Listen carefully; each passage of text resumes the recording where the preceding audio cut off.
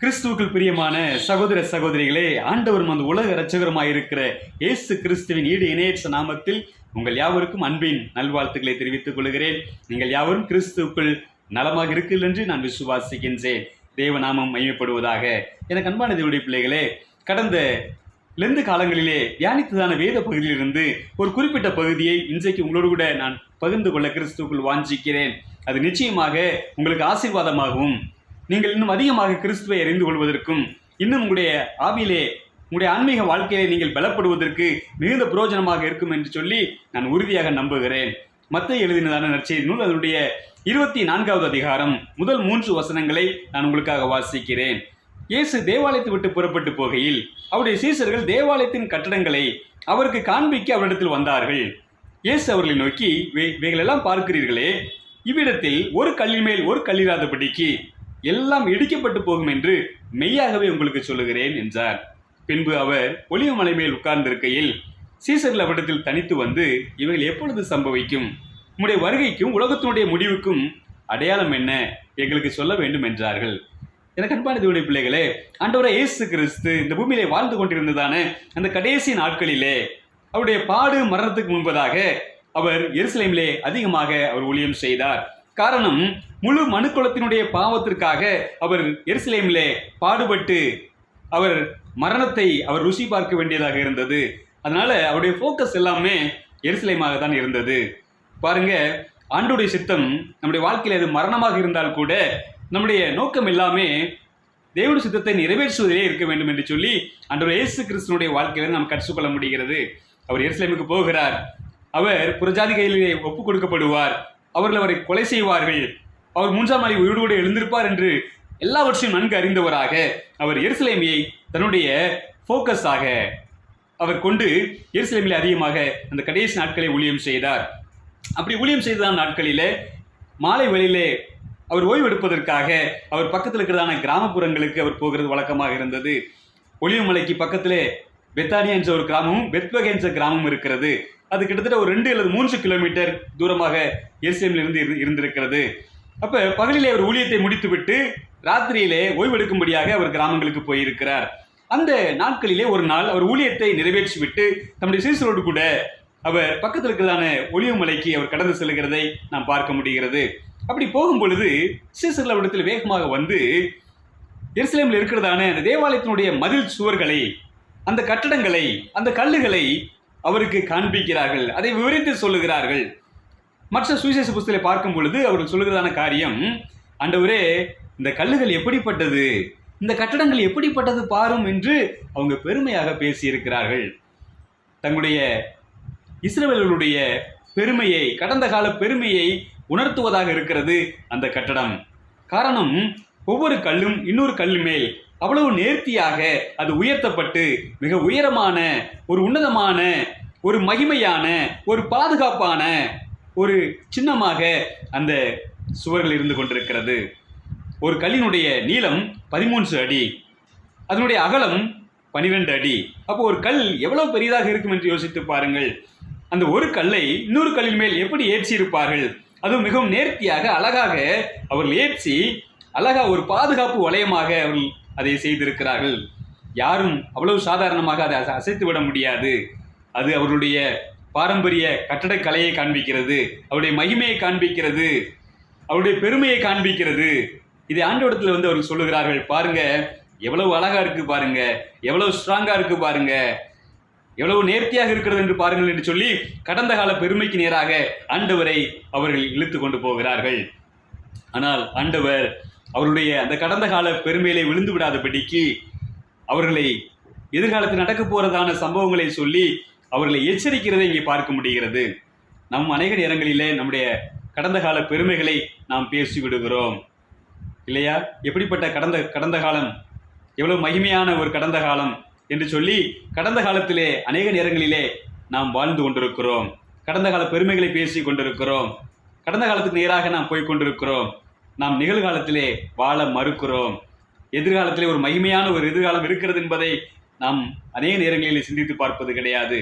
ஆனால் ஆண்டவர் அவர்கள் எதிர்பாராத ஒரு பதிலை சொன்னார். அவர்களும் அந்த கூட்டத்திலே ஆண்டவரிடத்திலே கேட்கவில்லை. அவர் ஒலிவ மலை மேல் தனித்திருக்கையில் 4 சீசர்கள் இடத்துல போகிறாங்க.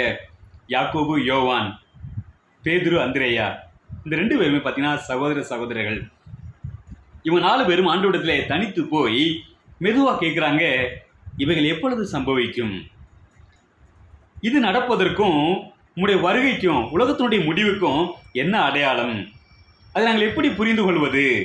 நீர் அதை எங்களுக்கு சொல்ல வேண்டும் என்று சொல்லி ஆண்டவரிடத்தில் அவர் கேட்கிறார்கள். எருசலேம் இடிக்கப்பட்டு போகும் என்பது சென்சிட்டிவான விஷயம். அதனால தான் அவர் தனித்திருக்கையில் வசித்து அவரிடத்தில் வந்து என்ன செய்கிறாங்க, கேட்கிறாங்க. அவருடைய கடந்த கால பெருமைகளை அந்த கல்லை பார்த்து காண்பித்து அவர்கள் யோசிக்கும் பொழுது ஆண்டவர் எதிர்காலத்தில் அந்த கல்லுடைய நிலைமை என்னவாகும் என்று சொல்லி அவர் சொல்லுகிறார். ஒரு கல்லின் மேல் ஒரு கல் இராதபடிக்கு எல்லாம் இடிக்கப்பட்டு போகும் காலம் வரும் என்று சொல்லி மெய்யாகவே உங்களுக்கு சொல்லுகிறேன் என்று சொன்னார். அவர் சொன்னது உண்மை. AD 70 இந்த யூதர்கள் ரோமருக்கு விரோதமாக கலகம் செய்தார்கள். ரோமர்களுக்கும் யூதர்களுக்கும் ஒரு யுத்தம் நடந்தது. ரோமிலிருந்து ஒரு மிகப்பெரிய படை, ரோம சேனை எருசலேமுக்குள்ளாக இறக்கப்பட்டது. அவங்க எருசலேமுக்குள்ள வந்து எருசலேமில் இருந்ததான எல்லா யூதர்களையும் அவர்கள் வெட்டி சாய்த்தார்கள். கொஞ்சம் கூட ஈவு இரக்கம் காட்டவில்லை. நம்மளால் நம்பவே முடியாது. நம்மளால் நம்ப முடியாத மிகப்பெரிய கொடுமையை ரோமர்கள் யூதர்கள் மீது AD 70 நிகழ்த்தி இருக்கிறாங்க. யூதருடைய வரலாற்றில், யூதருடைய வாழ்க்கையில ஆறாத காயத்தில் அதுவும் ஒன்று, மறக்க முடியாத சம்பவத்தில் அதுவும் ஒன்று. அவங்க ஓடி போய் மலைகளை பார்த்து எங்கள் மேலே விழுங்க அப்படின்னு சொல்லி சொன்னாலும் மலைகள் என்ன செய்யாது, அவங்க மேலே விழாதான். அதே போல அந்நாளிலே பால் கொடுக்கிறவர்களுக்கும் கர்ப்பவதிகளுக்கும் ஐயோ என்று சொல்லி ஆண்டவர் அவர்களை எச்சரித்திருக்கிறார். ஒரு வசனம் உங்களுக்காக வாசிக்க விரும்புகிறேன். லூக்கா எழுதின நற்செய்தி நூல் அதனுடைய 23வது அதிகாரம். திரளான ஜனக்கூட்டம் அவருக்காக அழுது புலம்பி ஸ்திரீகளும் அவருக்கு பின் சென்றார்கள். 27வது வசனம். 28 இயேசு அவர்கள் முகமாய் திரும்பி, எருசலேமின் குமாரத்திகளே, நீங்கள் எனக்காக அழாமல் உங்களுக்காகவும் உங்கள் பிள்ளைகளுக்காகவும் அழுங்கள் என்றார். சிலுவை சுமந்து கொண்டு போகும் பொழுது அவர் பாடுபட்டு கொண்டு போய் கொண்டிருக்கிற நிலைமையிலே ரத்தமெல்லாம் உடம்பிலிருந்து சீறி வெளியே பாய்ந்து கொண்டிருந்ததான நேரத்திலே அவர் ஒரு நிமிஷம் நிறுத்தி அவரை பார்த்து அழுது கொண்டிருந்ததான அந்த எருசலேமின் குமாரத்திகளை பார்த்து, நீங்கள் எனக்காக அழாதீர்கள், நீங்க அழ வேண்டியது உங்களுக்காகவும் உங்கள் பிள்ளைகளுக்காகவும் என்று சொன்னார். ஏனென்று சொன்னால் ஒரு காலம் வருகிறது, கீழ் வசனம், இதோ மலடிகள் பாக்கியவதிகள் என்றும் பிள்ளை பெறாத கற்பங்களும் பால் கொடாத முளைகளும் பாக்கியமுள்ளவைகள் என்று சொல்லப்படும் நாட்கள் வரும். அப்பொழுது மலைகளை நோக்கி எங்கள் மேல் விழுங்கள் என்றும் குன்றுகளை நோக்கி எங்களை மறைத்துக் கொள்ளுங்கள் என்றும் சொல்ல தொடங்குவார்கள். ஆண்டவர் சொன்னது உண்மை. ஆண்டவர் எல்லாவற்றையும் அவர் முன்கூட்டியே அறிந்தவராக அவர் தரிசித்தவர் சொன்னார். ஒரு காலம் வரும், நீங்கள் எல்லாருமே வெட்டி சாய்க்கப்படுவீர்கள், வீழ்த்தப்படுவீர்கள். அவர் சொன்னார் கீழ் வசனத்துல, பச்சை மரத்துக்கு இந்த பாடானால் பட்ட மரம் அவர்களுக்கு என்ன செய்ய மாட்டார் என்று சொல்லி ஆண்டவர் சொன்னார். இது கிறிஸ்தவர்களுக்கு சொன்ன வார்த்தை அல்ல. அன்றைக்கு அந்த யூத ஸ்திரீகள் அழுது கொண்டிருந்தார்கள் அல்லவா, அந்த யூதர்களுக்கும் யூத ஸ்திரீகளுக்கும் ஆண்டவர் சொன்னதான வார்த்தை, பச்சை மரமாகிய நான், ஒரு பாவம் செய்யாத நான், நீதிமானாகிய எனக்கு இந்த பாடு என்று சொன்னால், இவ்வளவு அக்கிரமம் செய்து, எத்தனையோ அக்கிரமம் செய்து, அநியாயம் செய்து, தீர்க்கதரிசிகளை கல்லெறிந்து கொலை செய்த எருசலேமின் குமாரத்தியே, பட்டமரமாகிய உனக்கு அநியாய அக்கிரமம் இரத்தக்கரை படிந்ததான உனக்கு என்ன நடக்கும் என்று சொல்லி அதை எண்ணிப்பா, அதை பார்த்து நீ மனம் திரும்ப என்று சொல்லி ஆண்டவர் அவர்களை எச்சரித்தார். ஆண்டவர் இயேசு கிறிஸ்து ஒரு முறை எருசலேமுக்குள் நுழையும் பொழுது இதே காலகட்டத்தில் அவர் எருசலேமை பார்த்து அழுதார். லூக்கா 19வது அதிகாரம். அவர் சமீபமாய் வந்து நகரத்தை பார்த்து, எருசலேமை பார்த்து அதற்காக கண்ணீர் விட்டு அழுது, சாதாரண அழுகையில் கண்ணீர் விட்டு அழுது, உனக்கு கிடைத்த இந்த நாளாயிலும் உன் சமாதானத்துக்கு ஏற்றவைகளை நீ அறிந்திருந்தாயானால் உனக்கு நலமாயிருக்கும். இப்பொழுது அவைகள் உன் கண்களுக்கு மறைவாய் இருக்கிறது. உன்னை சந்திக்கும் காலத்தை நீ அறியாமற் போனபடினால் உன் சத்துருக்கள் உன்னை சூழ மதில் போட்டு உன்னை வளைந்து கொண்டு எப்பக்கத்திலும் உன்னை நெருக்கி உன்னையும் உன்னில் உள்ள உன் பிள்ளைகளையும் தரையாக்கி போட்டு உன்னிடத்தில் ஒரு கல் மேல் ஒரு கல்லிராதபடிக்கு செய்யும் நாட்கள் வரும் என்று சொல்லி ஆண்டவர் இயேசு கிறிஸ்து சொன்னார். அவர் எருசலேமை பார்த்து அழுதார். எருசலேமே, கோழி தன் குஞ்சுகளை கூட்டி சேர்க்கும் வண்ணமாக எத்தனையோ தரம் நான் உன்னை என்ன செஞ்சேன், கூட்டி சேர்த்துக் கொள்வதற்கு ஆவலாக இருந்தேன், வாஞ்சியாக இருந்தேன். ஆனால் உனக்கோ எண்ணம் இல்லாமற் போயிடுச்சு, உனக்கோ விருப்பம் இல்லாமற் போயிடுச்சு. உன்னிடத்தில் அனுப்பப்படுகிற தீர்க்கதரிசியிலே கல்லெறிந்து கொள்ளுகிறவளே, எருசலேமே, உனக்கு கிடைத்திருந்த காலத்தை இந்த சமாதான காலத்தை நீ அறிந்திருந்தால் உனக்கு நலமாய் இருக்கும். தேவன் உன்னை சந்திக்கிற அந்த காலத்தை நீ அறிந்திருந்தால் உனக்கு நலமாய் இருக்கும். ஆனா என்ன செய்ய, இந்த காலங்களுடைய கண்களுக்கு மறைக்கப்பட்டிருக்கிறது. அந்த காலத்தை நீ அறியவில்லையே என்று சொல்லி ஆண்டவர் எருசலேமின் மக்களை பார்த்து அவர் கண்ணீர் விட்டு அழுதார். உன்னையும் உன் பிள்ளைகளையும் செவரில் மோதி அடித்து அப்படி ரத்தம் பீறிட்டு என்ன செய்யும் பாயும். எருசலேமில் நிறைய பேர் அடிமையிலாக கொண்டு போகப்படுவாங்க. அவர் சொன்னது உண்மை. 770 இஸ்ரவேலுடைய வாழ்க்கையில், யூதருடைய வாழ்க்கையில் மறக்க முடியாத மிகப்பெரிய ஒரு துயர சம்பவம்.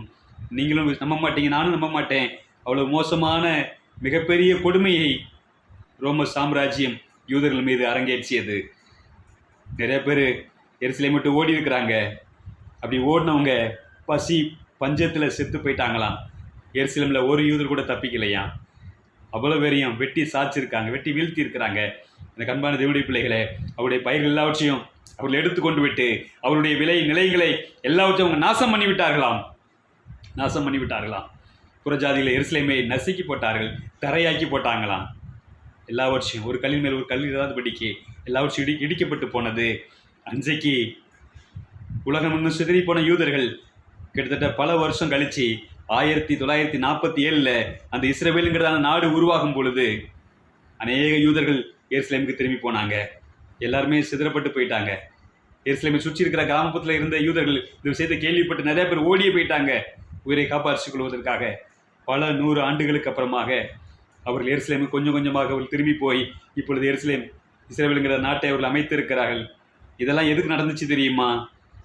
ஆண்டவருடைய ஆக்கினை தீர்ப்பு, ஆண்டவருடைய ஜட்ஜ்மெண்ட், நியாய தீர்ப்பு. ஆண்டவரை விசுவாசிக்கவில்லை. எத்தனையோ தீர்க்கதரிசிகளை அவர் அனுப்பினார். என்னுடைய எருசலேம் மனம் திருப்பி விடாதா, என்னுடைய ஜனங்கள் மனம் திரும்பிட மாட்டார்களா என்று சொல்லி அவர் அநேக முறை தீர்க்கதரிசிகளை, தம்முடைய ஊழியக்காரரை அவர் அனுப்பி கொண்டே இருந்தார். அவர்கள் எல்லாரையும் அவர்கள் கல்லெறிந்து அநேகரை கொலை செய்தார்கள், அநேகரை குட்சுராய்க்கு அனுப்பிவிட்டார்கள். கடைசியாக தன்னுடைய சொந்த குமாரனையாவது நம்புவார்கள் என்று சொல்லி தன்னுடைய சொந்த குமாரனையும் அனுப்பினார். அந்த தேவ குமாரனை பாடுபடுத்தி கொடுமைப்படுத்தி சிலுவையிலே வானத்துக்கும் பூமிக்கும் நடுவிலே தொங்க விட்டு விட்டார்கள், கொலை செய்தார்கள். அவர்கள் செய்த எல்லா அக்கிரமத்தை காட்டிலும் கடைசியாக அவர் செய்த அக்கிரமம் மன்னிக்க முடியாத மிகப்பெரிய குற்றம் செய்து விட்டார். தேவகுமாரனை விசுவாசியாமல் அவரை கொலை செய்து விட்டார்கள். இந்த கண்பான தேவனுடைய பிள்ளைகளே, தேவனுடைய கோவாக்கினை அவர் மேல் ஊற்றப்பட்டது. அவங்க சொன்னாங்க பிளாத்து முன்னாடி, இந்த குற்றம் எங்கள் மீதும் எங்கள் பிள்ளைகள் மேலும் வரட்டும், நீர் கையை கழுவிக்கிறோம், ஆனால் இந்த குற்றம் எங்கள் மீதும் எங்கள் பிள்ளைகள் மீது வரட்டும் என்று சொன்னார்கள். ஆண்டவர் சொன்னார், எருசலேம் குமாரத்தியே, நீ எனக்காக அழாத, உனக்காகவும் உன் பிள்ளைகளுக்காகவும் போய் அழுது. உன்னை சந்திக்கும் காலத்தை நீ அறிந்திருந்தால் உனக்கு நலமாய் இருக்கும். உனக்கு கிடைத்த இந்த சமாதானத்தின் நாளாக நீ அறிந்திருந்தேயானால் உனக்கு நலமாய் இருக்கும் என்று ஆண்டவர் சொன்னார். இதில் இன்னும் ஒரு ஆச்சரியமான விஷயம் கேட்டிங்கன்னா, AD 68 எருசலேமில் இருந்த எல்லா கிறிஸ்தவர்களும் ஆண்டோடைய வழிநடத்துதல்னால உபத்திரவத்தின் நிமித்தமாகவும் அவர் எருசலேம் விட்டு வெளியேறி இருக்கிறாங்க. கரெக்டாக இந்த துயர சம்பவம் நடப்பதற்கு 2 வருஷத்துக்கு முன்பாக AD 68 கிறிஸ்தவர்கள் மிகப்பெரிய கொடுமைகளை அவர்கள் அனுபவித்திருக்கிறார்கள். அவர்கள் உபத்திரவப்படுத்தப்பட்டிருக்கிறார்கள். அதனால் எங்கும் சிதறி போயிருக்கிறாங்க. இதன் மூலமாக அவங்க தேவனுடைய வழிநடத்துதல்னால, பரிசுத்த ஆவியினுடைய வழிநடத்துதல்னால அவங்க காக்கப்பட்டிருக்கிறாங்க. அவங்களுடைய வாழ்க்கையில் ஆண்டவர் உபத்திரவத்தை அனுமதித்து கிறிஸ்தவர்களை அவர் காப்பாற்றினார் என்று சொன்னால் அது மிகையாகாது. அங்கே இருந்துதான தலைவர்கள் மாத்திரம், கிறிஸ்தவ தலைவர்கள் மாத்திரம் இருந்திருக்கிறாங்க. அவங்களை காப்பாற்றுவதற்காக ஒரு வசனத்தை நான் வாசிக்கிறேன்.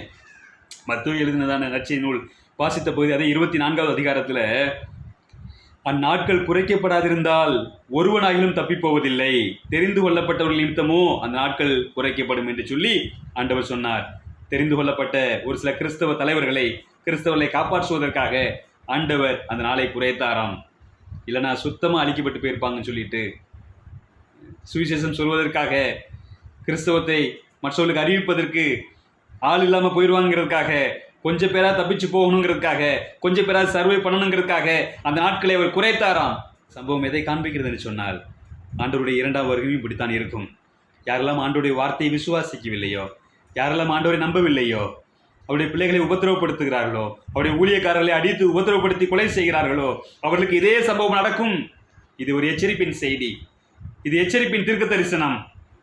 அதே போல அவரை விசுவாசிக்கிறவர்கள் அந்த மிகப்பெரிய மோசமான மப்பு மந்தாரமான நாள், அந்த ஆக்கினை தீர்ப்பின் நாளுக்கு முன்பதாகவே அவர்கள் காப்பாற்றப்படுகிறார்கள். அவர்கள் ஆண்டவரால் வழிநடத்தப்பட்டவர்கள்.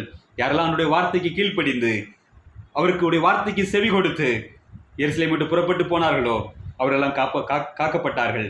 அதே போல இன்றைக்கு யாரெல்லாம் ஆண்டவருடைய வார்த்தைக்கு கீழ்ப்படுகிறார்களோ, ஆண்டவர் எங்கு போக சொல்கிறார்களோ அங்கே போகிறார்களோ, என்ன சொல்லுகிறாரோ அதை சொல்லுகிறார்களோ, அவர்கள் பாக்கியவான்கள். அவர்கள் பாதுகாக்கப்படுவார்கள். ஒருவேளை உபத்திரவத்து நிமித்தமா, ஒருவேளை கஷ்டமான சூழ்நிலை நிமித்தமா அவர்கள் இருந்த இடங்களில வந்து அவர்கள் புலம்பெயர்ந்து வேற இடங்களில் போயிருக்கலாம். அவர்களை காப்பாற்றுவதற்காக ஆண்டவர் இன்றைக்கும் அவர் துடித்து கொண்டிருக்கிறார். வரப்போற மிகப்பெரிய அழிவில் இருந்து நம்முடைய ஜனத்தை காப்பதற்கு அவர் வல்லவராக இருக்கிறார். அவர் எல்லாம் அறிந்தவராக இருக்கிறார். ஆண்டுடைய வழிநடத்தலுக்கு நாம் கீழ்ப்படிவோம். ஆண்டுடைய வார்த்தைக்கு நம்ம செவி கொடுப்போம். அவர் எங்கே போக சொல்றாரோ அங்கே போவோம். அது நம்மை காப்பாற்றும். தெய்வ சித்தம்தான் நமக்கு பாதுகாப்பு. அதனால ஆண்டுடைய கரங்களை அர்ப்பணிப்போம். அந்த ஆண்டுடைய வார்த்தைக்கு கீழ்ப்படியாம தங்களுடைய செவியை முரடாக்கி தங்களுடைய கழுத்தை வணங்க கழுத்துள்ளாக்கி அந்த யூதர்களைப் போல நாம் இல்லாதபடிக்கு நாம் எச்சரிக்கையாக இருப்போம். தேவனுடைய வார்த்தை கீழ்ப்படிவோம். நம்மை தாழ்த்துவோம். தேவன் நம்மை பாதுகாத்து வழிநடத்துவாராக. தேவன் தாமே உங்கள் யாவரையும் ஆசீர்வதிப்பாராக. ஆமென்.